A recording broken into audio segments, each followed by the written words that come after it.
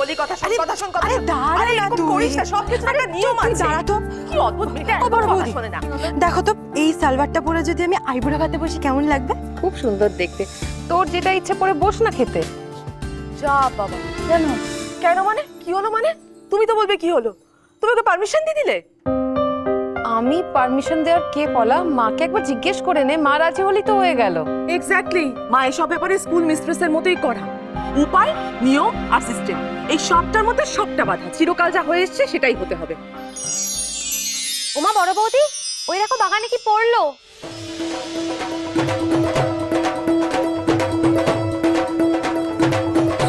ঘুরে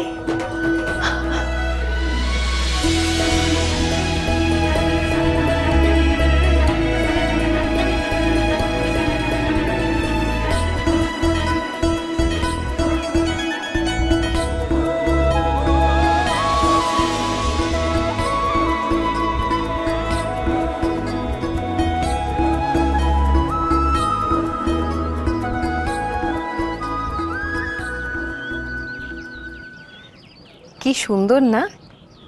নির্ঘাত ফোকারটাই উড়ে এসে পড়েছে। তুমিও তো ঘুরি ঘুরি করছিলে, তাই তোমার জন্য আকাশ থেকে ঘুরি এসে পড়লো।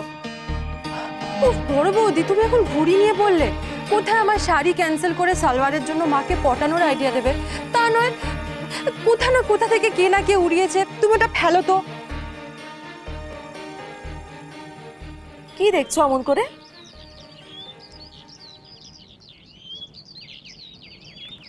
ঘুড়িটা সারা আকাশ ঘুরে এসেছে আমার কাছে, ঠিক পাখির মতো।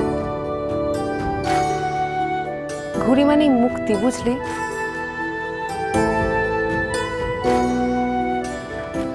তোরা তো কোনোদিনও ঘুড়ি ওড়াসনি না?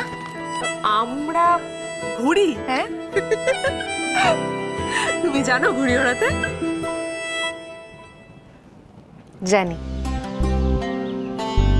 আমি যে কি কি জানি আর কি কি জানি না সেটা তো তোরা জানিসই না। তোরা জানিস আমি ফানুস বানাতে পারি? হ্যাঁ, কালী পুজোয় নিজের হাতে বাজি তৈরি করতাম। উড়ন তুবড়ি, বসন্ত তুবড়ি কত যে বানিয়েছি।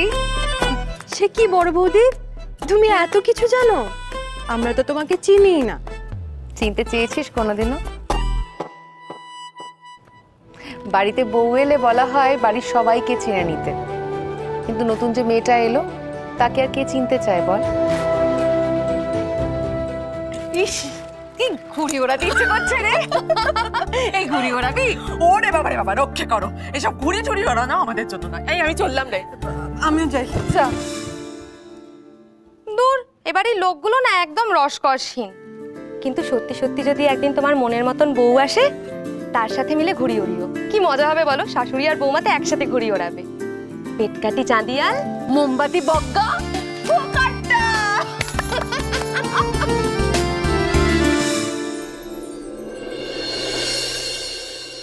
এই বরফি, তোর রেজিস্ট্রেশন নাম্বারটা দে।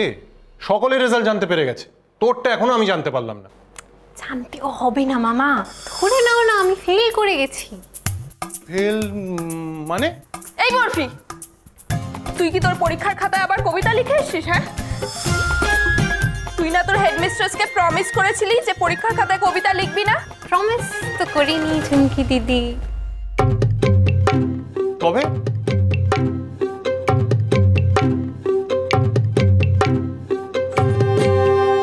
আমায় ডেকেছিলেন ম্যাম? এক শর্তে তোমায় পরীক্ষায় বসতে দেব রঞ্জিনী, যদি তুমি আমাকে প্রমিস করো যে তুমি পরীক্ষার খাতায় কবিতা লিখবে না। লিখবো না, প্রমিস।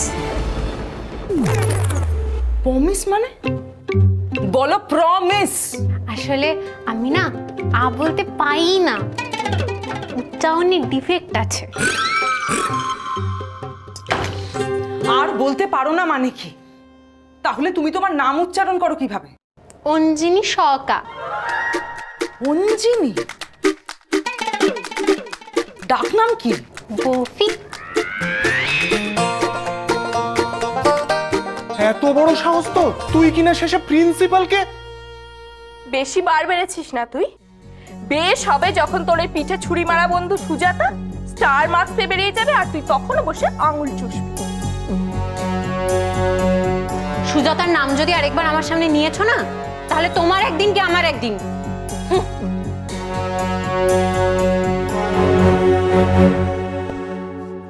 সুজাতা স্টার পাক, সান পাক, মুন পাক, যা খুশি পাক, আমি কবিতাই লিখবো, পরীক্ষার খাতায় আরো বেশি করে লিখবো।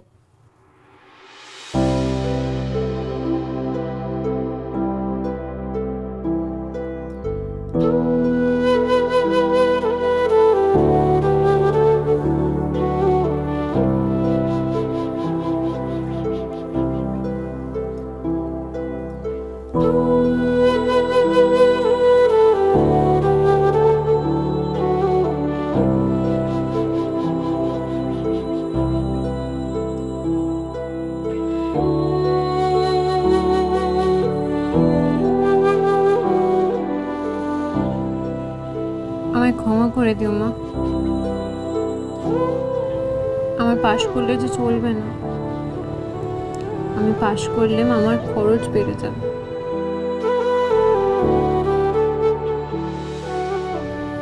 সরি।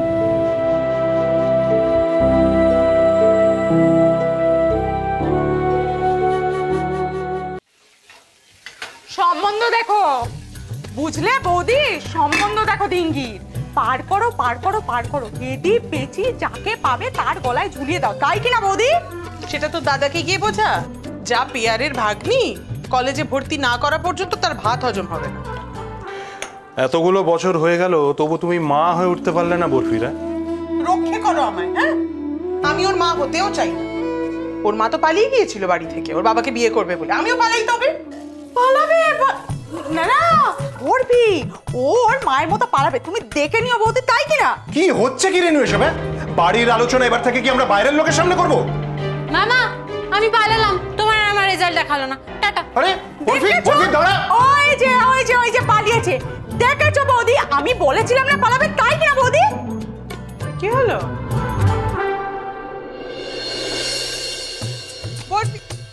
নিজে না খেয়ে চলে গেলি, এরপরে কিন্তু বলবি না মামি খেতে দেয় না। খাওয়ার পয়সাও আছি দিলাম।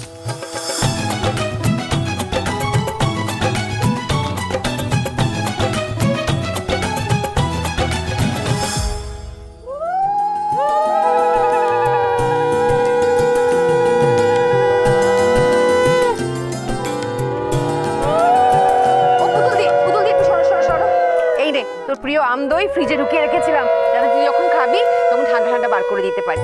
তোর সব প্রিয় খাবার রান্না করেছি, সব কটা খেয়ে নিবি, লজ্জা করবি না কিন্তু।